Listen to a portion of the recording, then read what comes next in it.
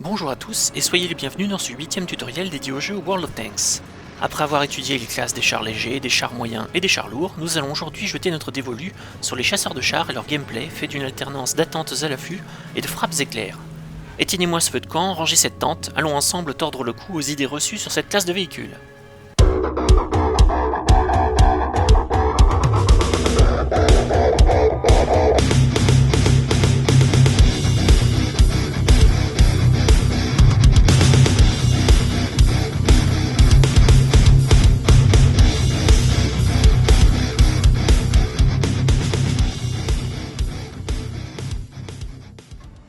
Quand on évoque la catégorie des chasseurs de chars dans World of Tanks, généralement les joueurs s'imaginent une catégorie de chars qui a tendance à rester en fond de cour, caché à l'affût dans un buisson avec un feu de camp, une tente et des marshmallows, et qui ne bouge que quand il est généralement trop tard ou quand ils sont découverts.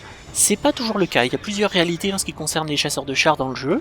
Vous avez deux grandes catégories qui se distinguent. Vous avez tout d'abord ce qu'on appelle un peu les chasseurs de chars d'assaut. On peut noter par exemple le FV215B 183, qui dispose à la fois d'un bon blindage et d'un canon suffisamment puissant et d'une mobilité lui permettant d'être aux côtés des chars lourds ou des chars moyens lorsqu'ils poussent. C'est un char qui se joue généralement à courte ou moyenne portée du fait du manque de précision de son canon. Mais vous avez aussi ce qu'on appelle un peu les chasseurs de chars de soutien. Un des plus beaux représentants étant, je pense, le Waffentrager 100, qui a certes une énorme puissance de feu, mais qui a aussi un blindage totalement inexistant et qui est toujours visé en priorité par l'équipe ennemie dès lors qu'il est repéré. Et donc dans ce cas, les chasseurs de chars de soutien, il vaut mieux rester loin du front ou en tout cas en limite de portée de vue, en essayant de bénéficier éventuellement, si votre char est plutôt discret, d'un bon camouflage ou pas, puisque pour continuer sur l'exemple, le Waffentrager 100 a un camouflage assez horrible. Alors il faut savoir que certains chasseurs de chars ont aussi une tourelle, tandis que la majeure partie d'entre eux, en tout cas de ceux qui sont présents dans le jeu, en sont dépourvus. C'est ce qu'on appelle les chasseurs de chars avec casemate, c'est-à-dire que comme vous n'avez pas de tourelle, vous ne pouvez juste tourner votre canon que de quelques degrés latéralement vers la gauche ou vers la droite. Alors ça permet aussi d'équilibrer la classe, en ce sens où si vous ne pouvez pas tourner beaucoup votre canon, ça vous oblige fréquemment à vous redéployer, ça vous oblige à manœuvrer, et ça vous force surtout, si l'ennemi se déplace très rapidement, à bouger votre caisse et donc à perdre complètement le focus que vous aviez déjà fait. Donc ça limite un peu leur performance, c'est pour ça que généralement c'est eux qui ont les canons les plus puissants. Après, c'est vrai que dès lors que vous avez un chasseur de chars avec une tourelle, c'est quand même des conditions d'utilisation généralement plus faciles, et aussi une puissance de feu parfois réduite, mais pas toujours. Je pense donc particulièrement au T110E4, qui a quand même une très jolie puissance de feu du fait de sa tourelle, ou au Waffen 100 encore lui. Alors vous allez me dire quel est le rôle d'un chasseur de chars. Un chasseur de chars peut remplir plusieurs rôles au sein d'une équipe. Vous pouvez tout d'abord essayer d'apporter de la vision à votre équipe si vous avez une bonne distance de vue. Vous pouvez ensuite bloquer un axe d'attaque, par exemple si vous savez qu'il y a un flanc qui est un petit peu dégarni, vous remarquez que pas grand monde de votre équipe n'y est allé et qu'ils vont être facilement repoussés. Bien dans ce cas vous vous mettez au fond avec vos binoculaires, avec votre filet de camouflage et vous attendez les cibles. Et généralement dès lors qu'elles avanceront et qu'elles commenceront à se prendre des grosses patates, il y a de fortes chances pour qu'ils se replient un peu dans une grosse débandade. Après vous pouvez aussi soutenir des chars lourds, notamment comme j'ai déjà nommé le FV215B 183 avec son gros canon, sa mobilité correcte pour un chasseur de chars et son bon blindage général, que ce soit sur la caisse ou la toile. À ce moment là vous vous calez derrière un char lourd ou un ou deux chars lourds légèrement en retrait et vous profitez des échanges de tirs pour vous décaler, mettre un tir et vous recacher derrière eux.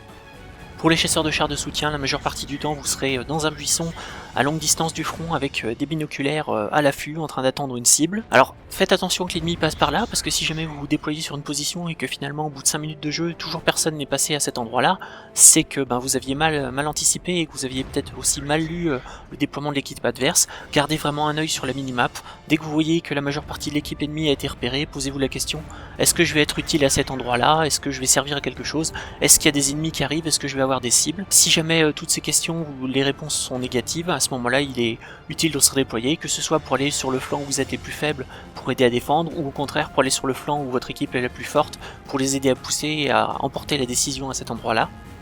Faites aussi attention lorsque vous assumez une position, on le voit fréquemment en partie, certains chasseurs de chars ont l'habitude de se déployer près du point de spawn, ou en tout cas très en retrait. Le problème c'est que c'est des positions où en fait vous souhaitez que votre équipe perde puisque vous vous placez pour les soutenir, mais en fait vous n'aurez d'angle sur un flanc ou sur les ennemis que dès lors qu'ils auront éliminé vos coéquipiers sur un flanc. Donc c'est faire déjà le pari que votre équipe va être enfoncée sur ce flanc-là, ou en tout cas c'est faire preuve d'un manque de confiance dans votre équipe, et surtout d'un manque de lucidité, puisque si jamais le flanc est perdu, il y a peu de chances qu'un chasseur de chars isolé comme vous et en retrait puisse vraiment bloquer le déferlement des ennemis sur ce flanc. Donc faites vraiment attention, quand vous choisissez une position de soutien, il faut que ce soit une position de soutien où vous puissiez aider vos camarades, que vous les ayez en vue et que vous puissiez voir en même temps leurs ennemis.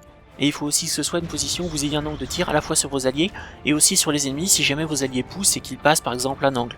Donc se redéployer est vraiment essentiel quand vous êtes un chasseur de chars, surtout si vous avez un chasseur de chars qui est particulièrement lent, qui a une maniabilité de veau, qui peine énormément à changer d'endroit. D'un autre côté, il y a certains chasseurs de chars qui sont particulièrement véloces et qui sont très à l'aise pour suivre le groupe, mais généralement c'est au détriment du blindage, donc faire vraiment très attention. Par exemple, on peut donner l'exemple du Waffenträger Panzer IV, qui est un excellent char de soutien, mais qui n'a vraiment zéro blindage. Vous avez, je crois, de face 50 ou 80 blindages maximum sur la caisse, et aux alentours de 30 sur la tourelle, donc autant dire rien du tout, vous vous ferez massacrer, que ce soit par les obus normaux ou même par les obus explosifs que les adversaires ne manqueront pas d'utiliser si jamais vous êtes repéré. Par opposition, vous avez d'autres chars qui sont eux aussi très à l'aise lorsqu'il s'agit de bloquer une position. Je pense par exemple au Jack Tiger allemand de rang 9, qui n'a comme seul vrai point faible de face que son bas de caisse. Donc dès lors que vous arrivez à trouver un rocher à cacher votre bas de caisse derrière, et ben vous êtes royal, vous pouvez faire parler le canon le plus fréquemment possible sans avoir à bouger pour essayer de vous cacher ou essayer de faire ricocher les tirs. Et c'est dans cette situation idéale que vous maximiserez votre DPS, vos dégâts par minute, et que vous ferez le plus de dégâts aux adversaires et serez le plus utile à votre équipe. Alors faire attention, les chasseurs de chars, c'est une catégorie, que vous ayez un chasseur de chars blindé ou pas, vous êtes généralement les cibles prioritaires de l'artillerie avec les chars lourds, puisque vous avez généralement une forte silhouette, vous êtes très large, très gros, et pour certains vous avez vraiment aucune maniabilité, donc l'ennemi en vous tirant dessus avec l'artillerie prend vraiment très peu de risques de vous rater. Alors comment optimiser les performances de votre chasseur de chars, notamment par les équipements et les compétences, que vous soyez un chasseur de chars de soutien qui reste plutôt caché et qui profite de sa bonne portée de vue, ou un chasseur de chars d'assaut qui va au corps à corps, il y a plusieurs équipements et compétences qui sont particulièrement utiles. Alors au niveau des équipements, nous avons les traditionnels binoculaires. C'est très utile si vous ne vous déplacez pas souvent et ça vous permet d'augmenter votre distance de vue si elle est déjà bonne de base. Faire attention, les binoculaires ne s'activent qu'au bout de 3 secondes et il faut bien que vous restiez immobile, que vous ne bougiez jamais la caisse de votre véhicule. Donc sur un Jack Tiger, ça peut être difficile si l'ennemi a tendance à progresser et à se déplacer, tandis que sur un Waffenträger Panzer IV, comme vous avez une tourelle, bien tant que vous ne bougerez pas la caisse, vous pourrez tourner la tourelle et les binoculaires resteront actifs. Ensuite, il y a les optiques traitées, très utiles sur tout ce qui est les chasseurs de chars au bon blindage et à très fort alpha qui suivent la masse de votre équipe. Donc ça c'est bien, ça vous donne un petit bonus en permanence à votre portée de vue et ça peut permettre de faire la différence entre le chasseur de chars qui se lance à découvert en pensant qu'il n'y a personne et le chasseur de chars qui s'arrête juste à temps parce qu'il vient de détecter un ennemi caché dans un buisson. Ensuite vous avez le fouloir, alors ça le fouloir il n'y a pas vraiment à réfléchir, tout char dans World of Tanks qui peut installer le fouloir doit l'installer, c'est toujours l'un des 3 choix qu'il faut prendre, c'est le choix obligatoire quoi. Si vous pouvez l'avoir, prenez-le. Ça donne un très joli boost à votre DPM, ça booste votre cadence de tir et c'est vraiment ce qui fera la différence bien souvent entre laisser un ennemi à quelques points de vie et éliminer complètement cet ennemi. Ensuite vous avez le système de visée, c'est plutôt pas mal sur les chasseurs de chars qui ont des casemates, puisque ça peut vous permettre d'avoir juste le temps de mettre le tir avant de devoir déplacer votre caisse pour garder un ennemi dans le viseur. C'est particulièrement utile si votre char a un débattement latéral pas très efficace ou qu'une maniabilité un peu pataude. Aussi si jamais vous avez un temps de visée très long, plus votre temps de visée est long, plus le bonus que ça apporte est effectif. Ensuite vous avez le filet de camouflage, alors ça le filet de camouflage on ne le présente plus, vous l'installez sur votre véhicule, dès lors que vous restez immobile plus de 3 secondes le filet de camouflage s'active, donc vous voyez ça peut faire une bonne combinaison si votre char est particulièrement discret avec des binoculaires, puisque les deux s'activeront au bout de 3 secondes et resteront efficaces tant que vous ne bougerez pas la caisse. Ensuite vous avez la caisse de réparation. Alors ça, la caisse de réparation, c'est assez utile si vous avez un char qui a des grosses chenilles et qui a surtout souvent tendance à être fréquemment déchenillé. C'est pas mal pour les chasseurs de chars qui vont à l'assaut, puisque si vous vous approchez de l'ennemi et que l'ennemi vous casse la chenille et vous tourne autour pendant que votre chenille est cassée, il y a de fortes chances que vous soyez condamné, alors que si vous avez la caisse de réparation, vous réparerez vos chenilles plus rapidement, et ça vous permettra de pouvoir faire tourner votre caisse pour exposer toujours votre frontal à l'adversaire tandis qu'il essaie de vous tourner autour. Donc ça aussi, si vous avez un véhicule particulièrement lent et peu mobile, je pense au Jack Tiger, je pense au Jack Panzer E100 au rang 10, c'est vraiment un choix qui peut faire la différence entre la survie et la mort. Et enfin, la ventilation. La ventilation, c'est quand il vous reste l'un des 3 emplacements d'équipement et que vous savez pas trop quoi monter. C'est généralement une bonne chose. Si en plus vous cumulez ça avec la compétence d'équipage frère d'armes, ça vous donne un petit boost sur toutes les compétences de votre véhicule. Alors ensuite, au niveau des compétences de l'équipage pour un chasseur de chars, il y a là aussi quelques grands choix qu'on retrouve très souvent. Il y a la compétence camouflage, très utile si jamais vous avez un char qui est déjà assez bon en camouflage et que vous voulez le booster encore plus. Alors n'oubliez pas, la compétence camouflage, comme c'est une compétence qui est accessible à tous les membres d'équipage, idéalement il faut l'entraîner à 100% sur tous les membres d'équipage, puisque en fait son efficacité est divisée par le nombre de membres d'équipage. Donc si vous l'avez que sur, imaginons vous avez 5 membres d'équipage et vous la montez à 100%, en fait elle sera seulement efficace à 20%, puisqu'il y aura un seul membre d'équipage qui l'aura. Par contre, si vous le mettez sur les 5 membres d'équipage, vous aurez alors 100% du petit bonus que ça accorde, donc c'est quand même déjà plus efficace. Ensuite, vous avez la compétence réparation, accumulée si possible avec, comme on l'a dit, la caisse de réparation, le kit de réparation. Ça vous donne vraiment plus de résilience, plus de résistance par rapport au déchenillage, et ça vous permet d'être moins vulnérable face aux ennemis qui visent avec justesse et avec expérience vos chenilles pour tenter de vous contourner. Ça peut être aussi utile si jamais vous avez un char qui a un canon qui est fréquemment endommagé, notamment si vous avez un char qui a un très bon blindage de tourelle et que les ennemis ont souvent tendance à tirer proche ou dans le canon et que celui-ci est fréquemment endommagé. Ensuite, vous avez la compétence 6ème sens, qui là est vraiment obligatoire. Il y a eu souvent des discussions au sein des développeurs de World of Tanks pour savoir si cette compétence ne devait pas être donnée de base à tous les joueurs, puisque en fait elle est obligatoire sur tous les chars. Que vous soyez en char léger, ça vous permet de savoir quand vous êtes repéré, char moyen la même chose, char lourd ça vous permet de savoir si quelqu'un est en train de vous observer et de continuer de maintenir votre frontal dans la direction de la menace la plus probable. Et en chasseur de char c'est très bien, puisque si jamais vous êtes dans un buisson éloigné du front, ça vous permet de savoir à quel moment l'ennemi vous a repéré et à quel moment il est temps de se cacher derrière une maison juste à côté ou de basculer en arrière dans une petite descente, histoire de vous dissimuler.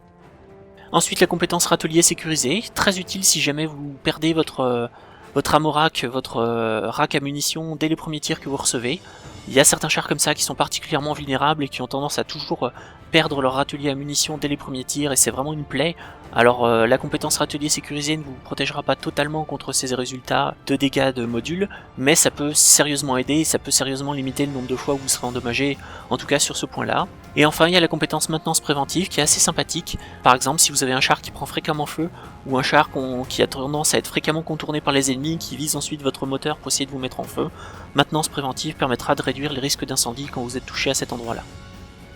Avant de nous intéresser aux différentes branches de chasseurs de chars existant dans le jeu, je souhaiterais revenir sur un point particulièrement important et sur lequel je souhaiterais insister, c'est la capacité à savoir retenir son tir lorsqu'on est un chasseur de chars. Très fréquemment, vous avez devant vous une fenêtre de tir de quelques secondes, et le premier réflexe de tout joueur, c'est de tirer très vite au centre de la cible, sans prendre le temps d'attendre, en ayant peur que la cible disparaisse, ou de tout simplement vouloir faire les dégâts le plus rapidement possible. Je vous conseillerais néanmoins, quand vous avez le temps, quand vous voyez que l'ennemi est par exemple à découvert, ou qu'il n'aura pas la possibilité de rejoindre un couvert dans les secondes qui viennent, patientez, savoir retenir votre tir pour être le plus efficace possible.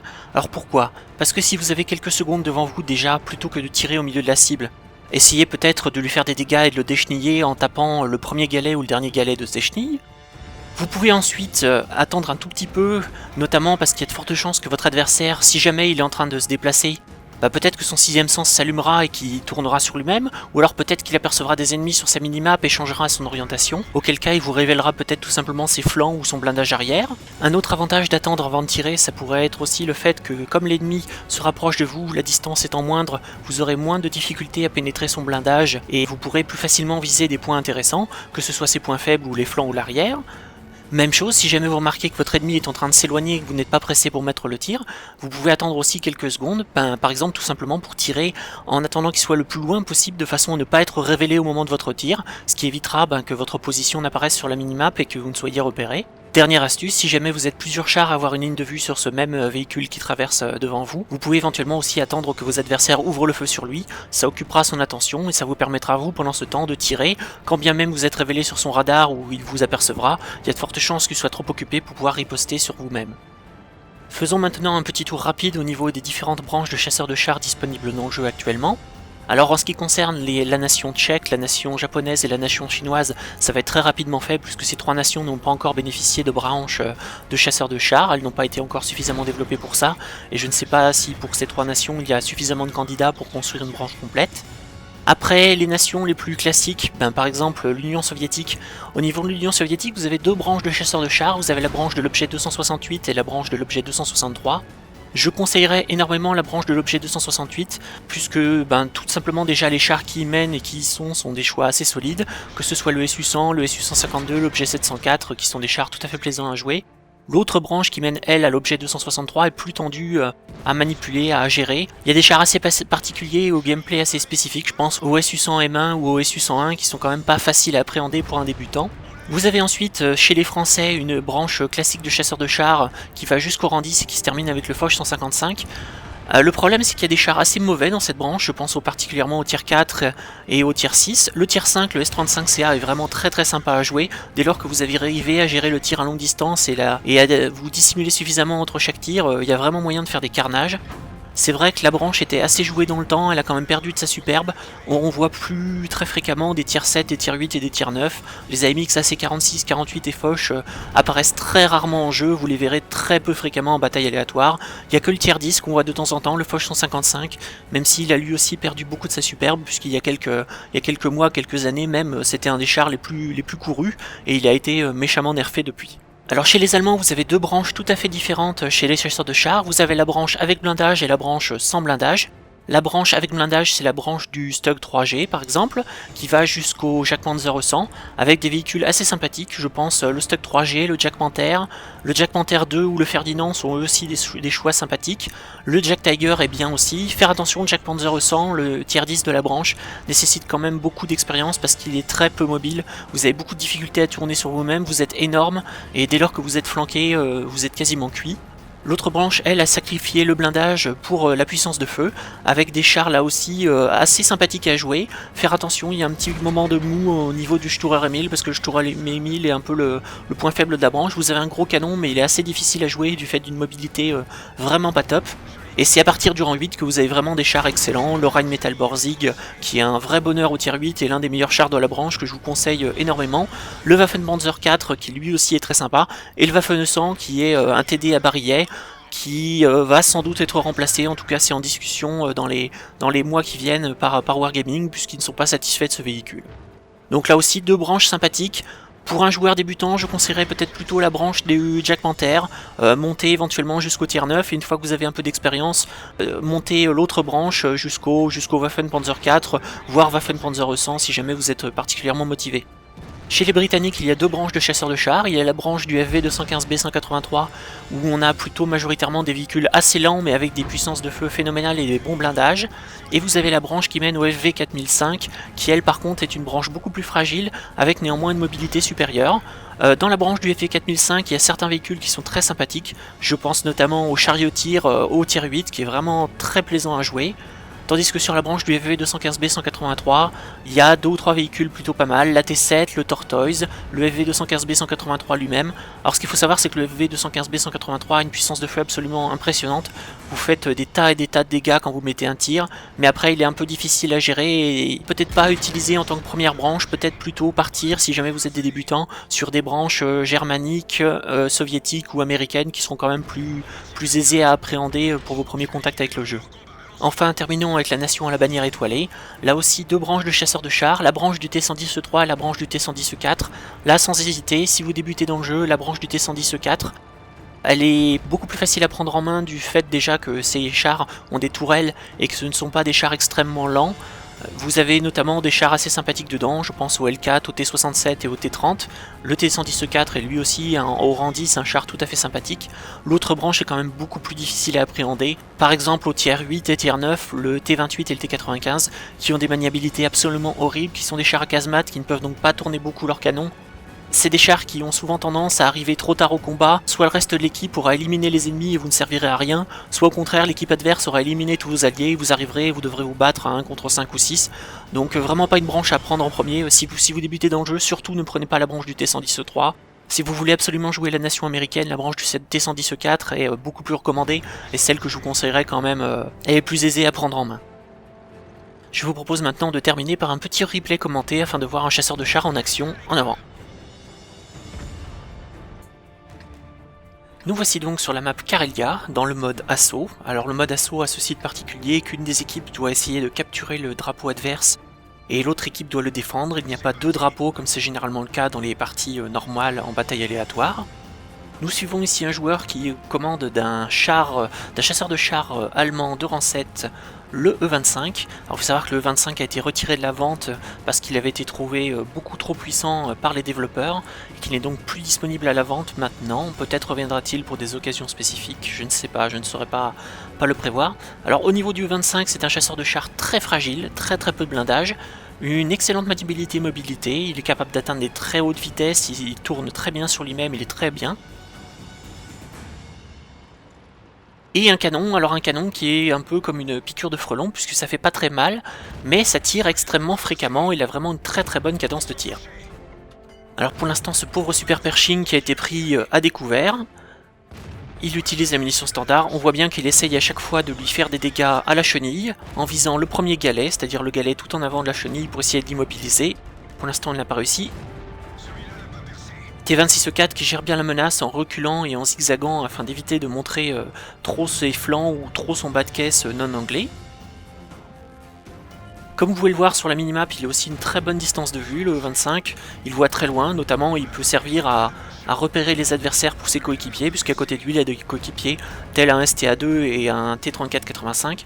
STA2 et T3485 dont je ne comprends pas trop ce qu'ils font là, ce sont des chars moyens, donc plutôt habitués à combattre au corps à corps l'ennemi, ou en tout cas à moyenne portée. Et là ils font du sniping avec des canons qui ne sont pas spécialement faits pour ça. Le pauvre petit tigre P qui essaye de se dissimuler. Alors le 25 là s'est déployé sur une position en G7 qui est quand même une position très classique sur cette carte. C'est la position, si vous êtes un chasseur de chars et que vous avez une bonne distance de vue, c'est tout à fait fait pour ça, hein. Vous pouvez ainsi tirer sur quasiment toute la carte. Faire attention néanmoins parce que votre distance de vue maximale ne vous permet pas de voir les ennemis qui seraient vraiment tout au bout en ligne A ou en colonne 1. Alors c'est un rôle très attentiste de soutien pour l'instant.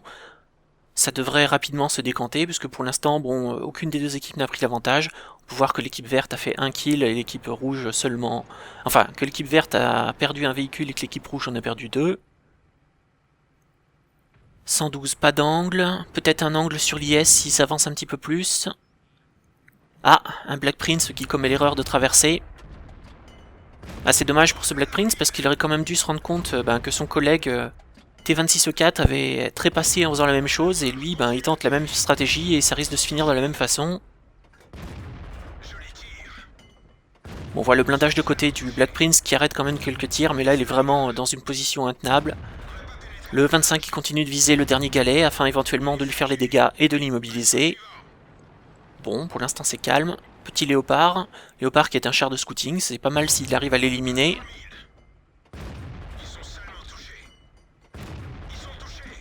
Ah, il l'a mis en feu. Un véhicule, dès lors qu'il est mis en feu, perdra petit à petit un grand nombre de points de vie. Alors ça ralentit, la cadence de perte des points de vie ralentit petit à petit puis s'arrête. Donc si vous êtes totalement fringant, ça s'arrêtera généralement en vous laissant avec quelques points de vie. Mais si vous avez déjà été entamé, que vous avez déjà perdu une partie de votre pool de points de vie, le fait d'être mis en feu signera généralement la fin de votre véhicule. 32, pas d'angle, il est derrière un rocher. Bon.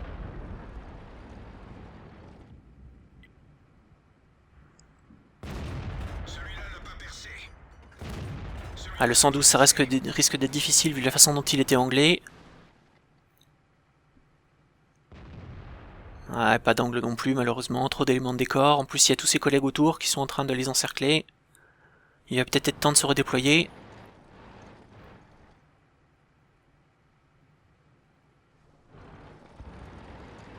Bon, l'avantage, c'est si on regarde leur déploiement sur la minimap, on peut remarquer qu'ils sont quand même beaucoup déployés sur la gauche et sur la droite, et qu'au centre, il reste un AMX 1375 qui n'a pas été vu depuis longtemps, donc qui a sans doute bougé, et un Tigre 1 qui reste quand même en défense très en arrière, alors que c'est un char lourd, qui illustre du fait de sa mauvaise position peut-être un niveau de jeu pas exceptionnel du joueur, donc il va peut-être pouvoir essayer d'aller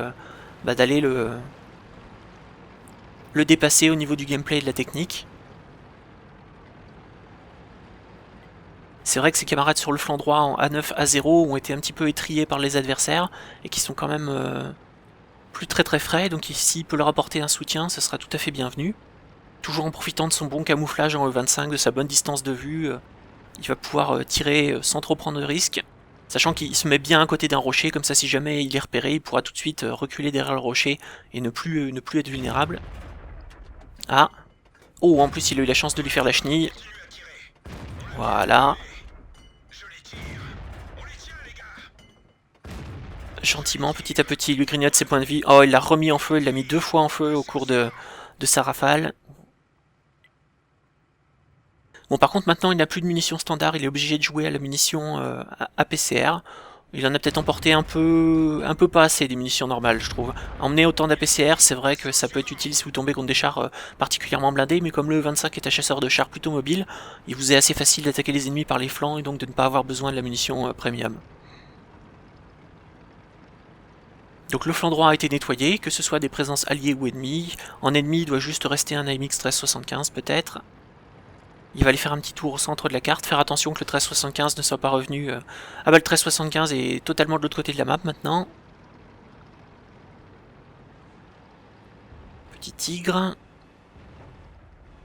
Tigre s'est avancé. Le sixième sens qui s'active avec l'ampoule qui est indiquée en haut de l'écran. On rappelle, sixième sens, ça vous indique avec un délai de 3 secondes quand vous êtes repéré. Donc par exemple, vous êtes repéré, 3 secondes plus tard, le sixième sens s'allumera sur votre écran. Donc à ce moment-là, généralement, soit si vous êtes un char lourd, vous savez qu'on est au courant de votre position. Si par contre vous êtes un char plus fragile, et ne pas hésiter à reculer justement et à se mettre plus à couvert. Ah, le Shiri là-bas quasiment fini. Ah, on voit la bonne cadence, il a réussi à mettre 2 tirs avant même que l'ennemi ait fini de viser dans sa direction. L'artillerie, il utilise le clic droit du tir auto pour viser très rapidement. Voilà, ça permet d'économiser le passage en vue intérieure et ça permet de gagner quelques secondes.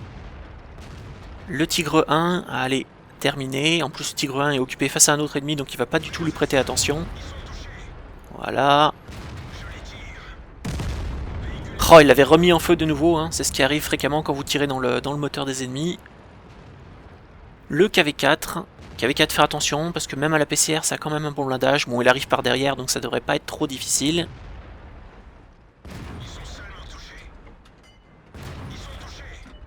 Ouh, faire attention, derrière lui, il y a l'artillerie. Il y a l'artillerie ennemie qui arrive à toute vitesse. Il l'a pas vu. Aïe aïe aïe aïe aïe aïe, il a pris très cher. Entre le tir de l'artillerie et le tir des ennemis, il est plus qu'à 14 points de vie, donc là faut vraiment faire attention, ne pas frôler un coéquipier ou un ennemi, parce que le moindre impact, ça le tuera, ça terminera d'éliminer. Ils ont promptement roulé sur l'équipe adverse, et on peut voir qu'il a sécurisé 8 kills déjà. Il reste juste un 1375 qui est visiblement parti de l'autre côté de la carte, peut-être pour aller chasser les artilleries alliées. Bon, en tout cas, vous avez vu une jolie partie du E25 avec toutes ses forces. Vraiment un char de soutien qui, vers les derniers moments de la partie, est capable de s'infiltrer et d'aller faire des kills, avec sa bonne vitesse, son bon camouflage, sa bonne cadence de tir, sa bonne portée de vue. Vraiment un package très sympathique qui illustre tout à fait le gameplay de chasseur de chars, un temps d'attente et ensuite on pousse.